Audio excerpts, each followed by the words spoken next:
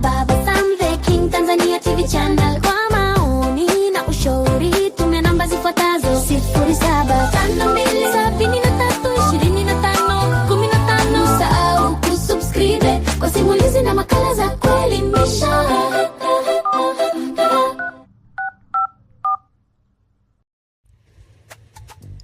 Uhali gani mpenzi msikilizaji wa simulizi za sauti? Karibu tena katika simulizi zetu za sauti ambazo umezoea kuzipata hapa.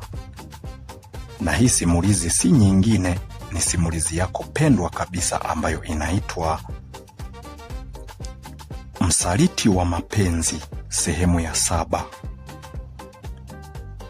Kama endapo utakuwa hauja subscribe channel yetu inaitwa Baba Sam the King Tanzania TV channel, na chini ya video hii kuna kitufe ambacho kina rangi nyekundu, pia kina alama ya kengele. Ukigusa hapo moja kwa moja utakuwa ni mwanafamilia wa Baba Sam the King Tanzania TV channel. Tunachokuomba subscribe, like, share, comment ili tuweze kupata mchango wa mawazo yako.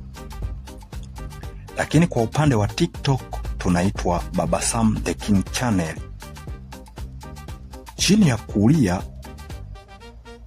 mwa simu yako kuna vitufe ambavyo vipo hapo, utaviona juu kulia, lakini gusa kitufe ambacho kina alama ya jumlisha.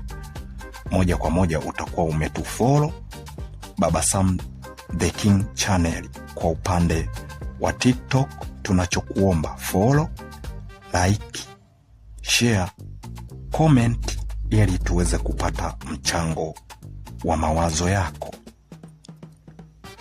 Sasa nikukaribishe sehemu ya 7, tuendelee kuidadavua simulizi hii ambayo inaitwa Msaliti wa Mapenzi.